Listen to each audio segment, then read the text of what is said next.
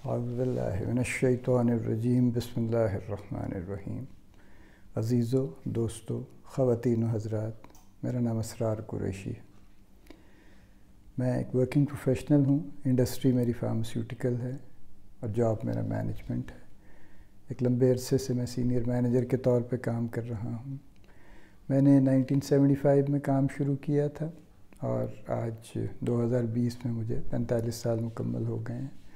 And ماشاء اللہ these have been very happening years. بڑا اچھا اس میں کام کرنے کا موقع ملا، سیکھنے کو بھی بہت ملا اور بڑی اپرچونیٹیز بھی ملیں اور بڑی گروتھ بھی ہوئی ہر لحاظ سے، ذہنی طور پہ، عقلی طور پہ، سمجھداری کے طور پہ، دنیا کی وزڈم، دنیا کی بے شمار معاملات کو سمجھنے کی اللہ تعالیٰ نے توفیق عطا فرمائی۔ بہت سارے روحانی معاملات بھی اللہ نے عطا فرمائے۔ کچھ عرصہ میں سعودی عرب میں بھی رہا، وہاں بھی بہت کچھ ملا۔ پھر اس کے بعد کئی عمرے کرنے کی سعادت اللہ نے عطا فرمائی، 2 حج بھی عطا فرما دیے۔ پچھلے سال بھی میں حج کرنے گیا تھا، تو واپسی پہ میں نے ایک کتاب لکھی ہے، ایک عام آدمی کا حج، جو آلریڈی پبلش ہو چکی ہے۔ انشاءاللہ اس پہ کسی وقت بات کریں گے۔ یہ جو ویڈیو سیریز میں شروع کر رہا ہوں، اس کا ایک مقصد ہے۔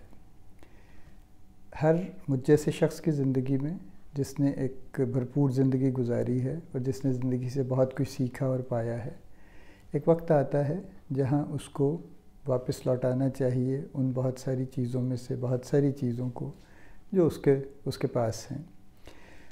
یہ پے بیک نہیں ہے، چونکہ میں نے جن سے سیکھا، جو میرے مینٹور تھے، جو میرے ٹیچر تھے، میں ان کو واپس لوٹا نہیں سکتا۔ کچھ شاید اب اس دنیا میں بھی نہیں رہے۔ یہ پے فارورڈ ہے۔ یہ مارشل گولڈ سمتھ اٹ کو پیئنگ اٹ فارورڈ کہتا ہے۔ Marshall Goldsmith is among the world number 1 coaches, actually executive coach ہے، رائٹر ہے، بیسٹ سیلر ہے، 3 کتابیں اس کی نیو یارک ٹائم کی بیسٹ سیلر ہیں۔ بہت کچھ اس نے زندگی میں کیا ہے، بڑے اچھے کام کیے ہیں۔ ابھی کچھ عرصے سے اس نے ایک مارشل گولڈ سمتھ 100 کوچز کا پروگرام شروع کیا ہے، جس میں وہ top of the line coaches کو اکٹھا کرتا ہے، 2 3 کو۔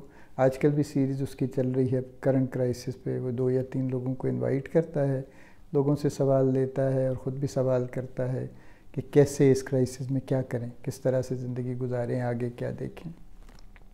تو یہ پیئنگ اٹ فارورڈ ہے۔ میرے پاس بھی اللہ نے بہت کچھ مجھے عطا کیا ہے کہ میں بتا سکتا ہوں، آپ سے شیئر کر سکتا ہوں۔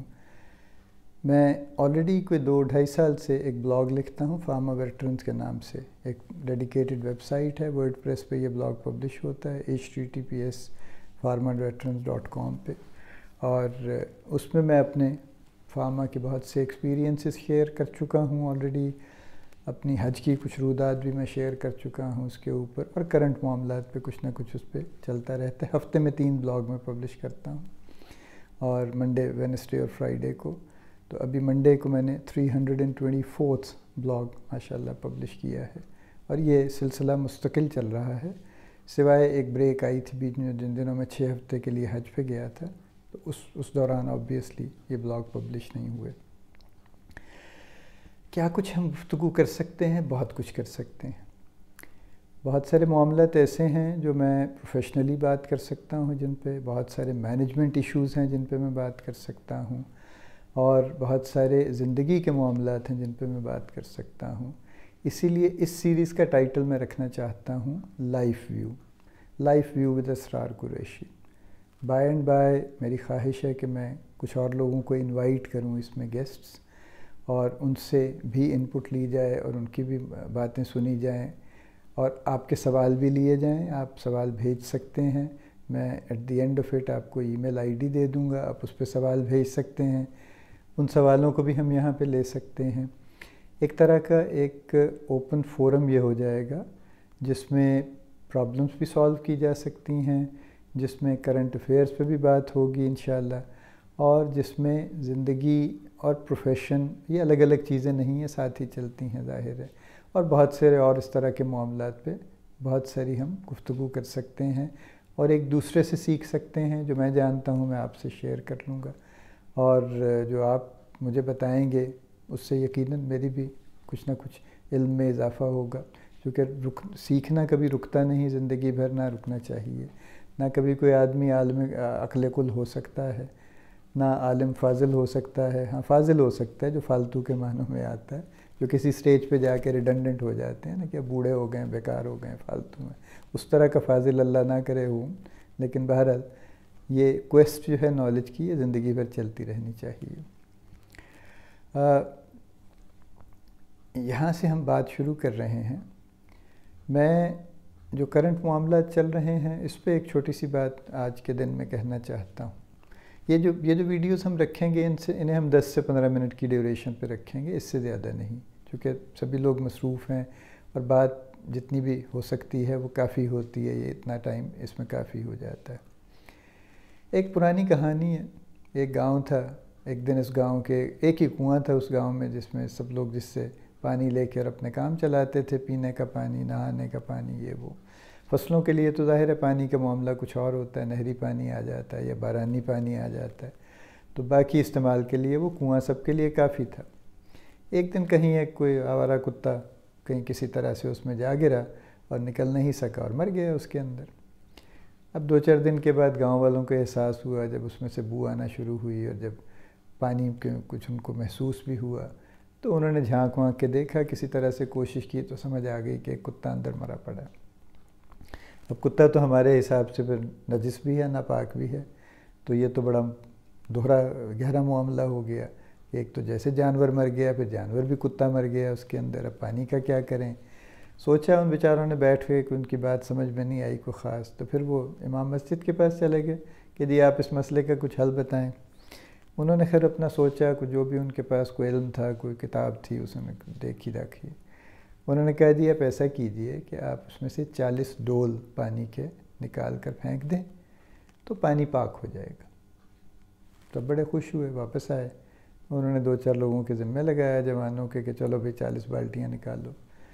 انہوں نے 40 بالٹیاں، 40 ڈول جو بھی ان کے پاس تھا انہوں نے نکالے اور پھینک دیے باہر. And everybody felt happy and contented کہ بس اب پانی پاک ہو گیا، اب جو مرضی کریں. پانی استعمال کرنا شروع کر دیا. 2-4 دن اور گزرے تو پانی میں بدبو اور زیادہ ہو گئی اور کچھ لوگ بیمار بھی پڑنے شروع ہو گئے. پھر انہوں نے سمجھ آئی کہ مسئلہ تو حل نہیں ہوا. پھر دوبارہ گئے امام صاحب کے پاس کہ جی وہ تو آپ نے جو کہا تھا وہ ہم نے کر لیا، لیکن یہ تو معاملہ تو حل نہیں ہوا. امام صاحب نے خیر پھر کچھ سوچا، پھر انہوں نے کچھ کتاب دیکھی، پھر وہ واپس آئے اندر سے اور انہوں نے کہا کہ ہاں ایک بڑا ضروری کام تو کیا نہیں. پہلے اس مرے ہوئے کتے کو نکالنا چاہیے تھا، اس کے بعد وہ 40 ڈول نکالنے تھے. تو وہ تو آپ نے نکالا نہیں، تو 40 ڈول آپ نے نکال دیے تو پانی تو پھر پاک نہیں ہوا. تو آپ جائیں اور پہلے اس کتے کو نکالیں، پھر وہ 40 ڈول نکال کے ضائع کریں تو پھر یہ پانی پاک ہوگا. وہ آئے، خیر انہوں نے کتا نکالا کسی نہ کسی طرح سے، پھر انہوں نے 40 ڈول نکالے. اس کے بعد وہ پانی صاف ہو گیا، پاک ہو گیا، استعمال میں آنے لگ گیا. مورل آف دی سٹوری کیا ہے؟ مورل آف دی سٹوری یہ ہے کہ ہمارے بہت سارے معاملات میں وہ کتا کہیں پڑا رہتا ہے اندر، اس کو ہم نکالنے پہ راضی نہیں ہوتے اکثر، اور ہم اوپر سے ڈول نکال کے ضائع کیے چلے جا رہے ہوتے ہیں، اور ہماری یہ توقع ہوتی ہے کہ اس سے پانی پاک ہو جائے گا اور سب معاملہ ٹھیک ہو جائیں گے. آپ ابھی دیکھ لیجئے کرونا کا معاملہ چل رہا ہے. اب کرونا ایک ایسی چیز ہے جو نظر بھی نہیں آتا کم وقت، اور کوئی اس سے بچاؤ کی صورت بھی نظر نہیں آتی. جو پروٹیکشنز ہم کر رہے ہیں وہ خیالی ہیں، فرضی ہیں یا اصلی ہیں، وی ڈونٹ نو ریئلی. اس کے باوجود کسی کو ہو جائے گا یا نہیں ہوگا، وی ڈونٹ نو، کیونکہ کوئی چیز نظر تو نہیں آ رہی ہے، کوئی ڈیفینٹ بھی نہیں ہے کہ وہ کیسے ہو رہا ہے، کس سے ہو رہا ہے. اب ان سارے معاملات کی وجہ سے جب ایک ایسے اینمی سے واسطہ ہمارا پڑا ہوا ہے تو ہم obviously خوف زدہ ہیں، اور ہمارا فیئر جو ہے وہ ویل پلیسڈ ہے. اور ایسی صورتحال میں جب بھی انسان خوف زدہ ہوتا ہے تو اللہ سے رجوع کرتا ہے، وہ کسی بھی مذہب میں ہو.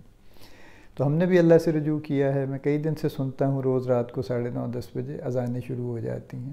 اب بلکہ 1-2 دن سے نہیں سنائی دی، ورنہ کئی دن سے تواتر سے مسلسل کئی لوگ آس پاس کے گھروں میں اذانیں دے رہے تھے، اور وہ چلتی رہتی تھیں آدھا پونا گھنٹہ. یہ ہم 40 ڈول نکال رہے ہیں. لیکن آن دی کنٹریری اگر ہم دیکھیں تو رمضان کے آتے ہی یا آنے سے چند دن پہلے سے چیزوں کی قیمتیں زمین سے آسمان پہ چلی گئیں. یہ سب ٹی وی پہ بھی بتا رہے ہیں کہ لیمو 100 سے 400 روپے چلے گئے، اور فروٹ مہنگا ہو گیا، اور فلاں یوں ہو گیا، اور یہ وہ ہو گیا. اب یہ کتے ہیں جو مرے پڑے ہیں، جن کو ہم نکالنے پہ راضی نہیں ہیں۔ ہمارا یہ خیال ہے کہ کتا تو اندر ہی رہے گا، لیکن ہم ٹول نکالتے جائیں گے اور ہمارے معاملات ٹھیک ہو جائیں گے۔ ذخیرہ اندوزی بھی چل رہی ہے، لوگوں نے بے شمار طرح سے جو منافع خوری وہ کر سکتے تھے، پہلے ماسک انہوں نے غائب کیے، پھر مہنگے داموں بیچے، پھر اب گھٹیا اور بیکار قسم کے ماسک ہر کونے پہ، ہر سڑک پہ بک رہے ہیں، ہر میڈیکل سٹور پہ بک رہے ہیں، جن کا کوئی خاص فائدہ قاعدہ نہیں ہے ایکچولی، لیکن وہ بیچے جا رہے ہیں۔ کوئی 40 روپے کا ماسک بیچ رہا ہے، کوئی 50 روپے کا بیچ رہا ہے، کوئی 30 روپے کا بیچ رہا ہے، اور اسی طرح کی دوسری چیز۔ یہ سب کتے ہیں جو مرے پڑے ہیں اور جن پہ ہم نکالنے کی کوشش نہیں کر رہے۔ اسی طرح سے باقی بھی ہمارے معاملات ہیں جو جن پہ ہم نے کوئی غور نہیں کیا، یعنی ہم معافیاں بہت مانگ رہے ہیں، ہم اذانیں بھی دے رہے ہیں، ہم توبہ استغفار بھی کر رہے ہیں، لیکن وہ بیسکلی یہ سارے وہی ہیں 40 ڈول جو ہم نکالے جا رہے ہیں۔ جو اصل بات ہے وہ وہی ہیں، یعنی رشوت ختم نہیں ہوئی۔ اس برے دور میں بھی پولیس والے جگہ جگہ کھڑے پیسے لے رہے ہیں، چاہے وہ ٹریفک پولیس والے ہیں، وہ 2 سواریاں کوئی بیٹھا ہوا ہے تو اس کے 2 بندوں کے چالان کرتے ہیں، 2 بندوں سے پیسے پکڑ لیتے ہیں۔ میں بھی روز گزرتے ہوئے دیکھتا ہوں سڑک پہ، عام شکایت ہے۔ اور بھی جگہوں پہ دکانیں کھولنے کے پولیس والے پیسے لے رہے ہیں، 3 گھنٹے دکان کھولنی ہے تو چلیں جی اتنے پیسے آپ دے دیجئے، اور اسی طرح کے دوسرے بھی۔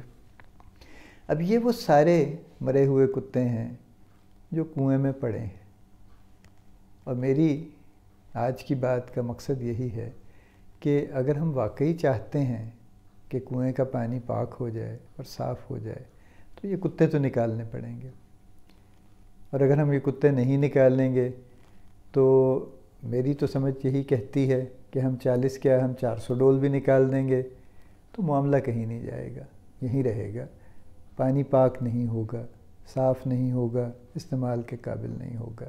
اللہ کرے ہم اس بات کو جلدی سمجھ لیں، اور اللہ کرے ہم اس بات پہ راضی ہو جائیں کہ ہم مرے ہوئے کتوں کو نکالنا شروع کر دیں، اور ایک ایک کر کے ہی چلیں، کچھ پروسیس شروع ہو جائے اور کسی نہ کسی جگہ تک ہمیں لے جائے۔ اللہ تعالیٰ آپ کا حامی و ناصر ہو۔ اگلی ویڈیو میں انشاءاللہ کچھ اور بات کو آگے چلائیں گے، اور اسی طرح سے ہم اس معاملے کو چلاتے رہیں گے۔ بہت شکریہ آپ کی توجہ کا۔ اللہ حافظ۔